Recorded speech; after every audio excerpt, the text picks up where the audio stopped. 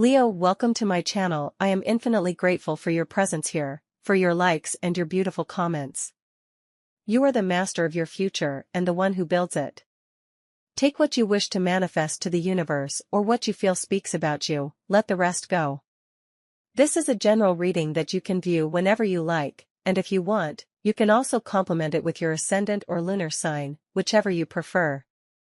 Leo, let's channel and receive messages from your guides, teachers, or ancestors based on what you are manifesting, thinking, or feeling. The first card you have is the Queen of Swords.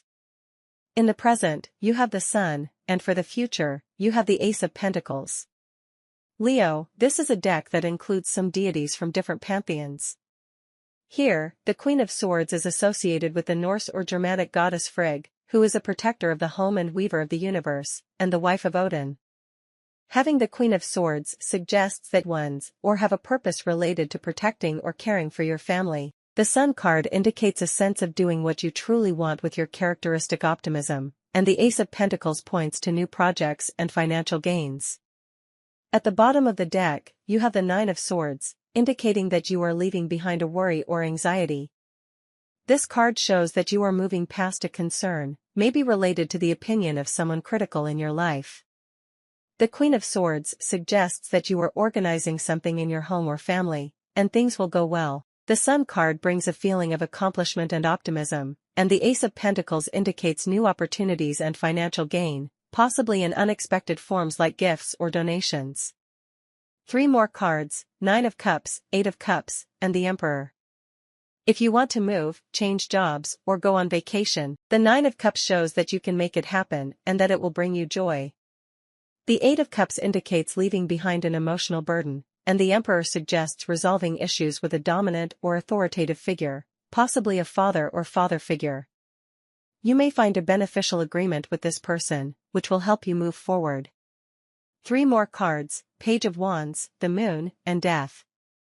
These cards suggest a significant change or transformation, possibly involving a person with little interaction with you, such as a colleague or acquaintance. The Page of Wands indicates a message or news that brings a shift, while the Moon suggests intuition and the unknown, and Death represents the end of a situation, making way for new beginnings.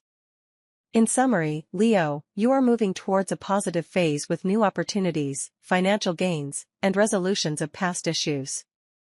Your characteristic optimism and determination will guide you through this journey. And it's someone with who's very minimal. But you don't really like being with him or her, or you don't get along very well with this person. You have some distrust towards them. There are things about him or her that you find great, and there are others that you think are a bit dark and malicious, which you don't like. The Moon shows me this. The Moon shows me that this person has something that makes you feel something is not quite right in their mind, or in other cases, you feel like you don't trust them because you think this person is after your position or doesn't really want a friendship with you. They have a strange attitude or are deceitful. In other cases, something is happening with them that isn't going well. They have a dense energy, you know? It's the kind of person who makes you feel uneasy. You don't want to be their friend. The Death card shows me that you stop talking to this person, or this person goes their own way. They might be transferred, or he or she might decide to stop doing something they were doing with you, and this works out for you. I don't see this as a bad thing for you. The 7 of Pentacles, 8 of Pentacles, shows that you regain enthusiasm for your routine, start to recover. It's like you wanted this person to leave for another city or elsewhere, or you wanted this person to stop doing something that was bothering you. In other cases, you are the one leaving because the Sun card appears here as a representation like a solar chariot. Of course, there's an animal here, like a unicorn or a mythical creature, but solar chariots are very common in mythologies. In Egyptian mythology, Ra traveled in his solar chariot. In Norse Germanic mythology, Sol, the sun goddess, also traveled in a solar chariot. There are various stories where the sun travels in a chariot.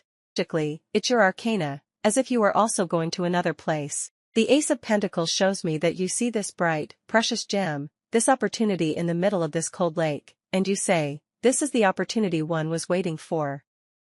This is what I want. I'm going to take it. So you might be the one who leaves for something with better conditions. You are following your path, pursuing something that seems to offer better conditions, and it looks good.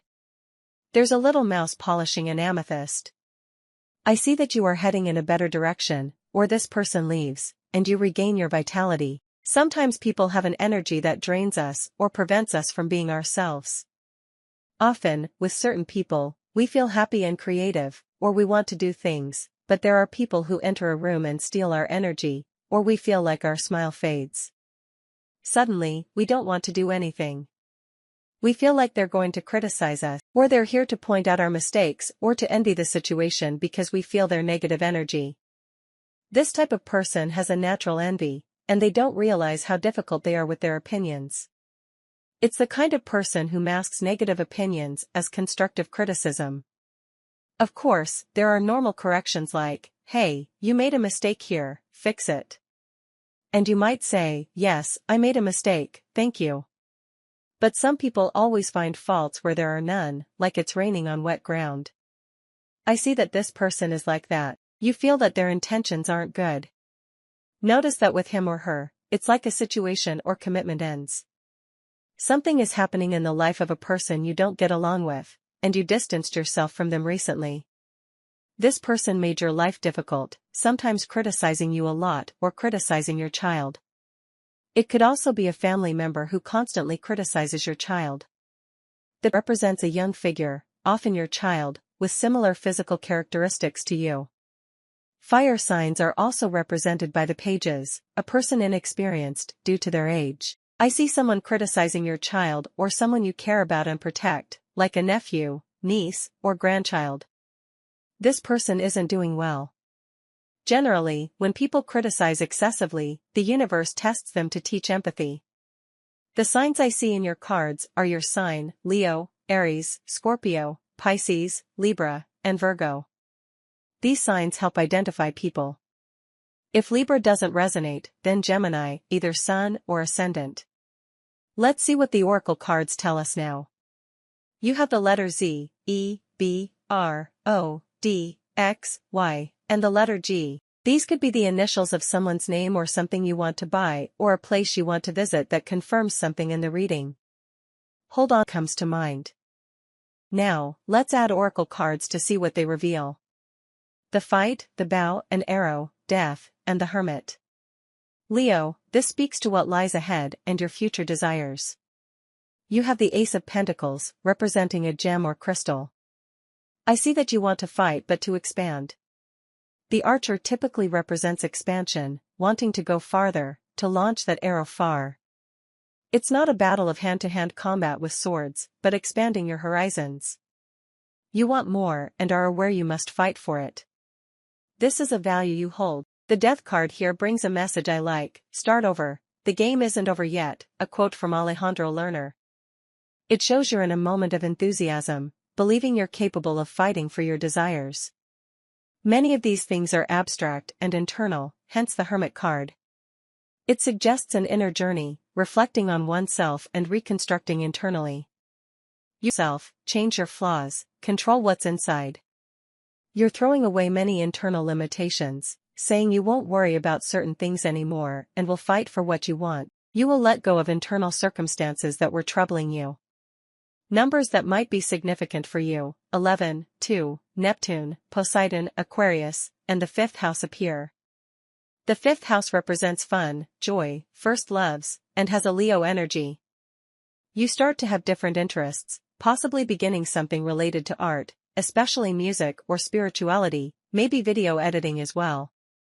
These are your hobbies or things you love to do, updating or starting something new. You feel this is interesting and forward-thinking. You're excited to learn something related to these areas. The 5th house also represents first loves. Someone you had a very intense connection with a long time ago, or recently, might have lied to you, causing you to distance yourself.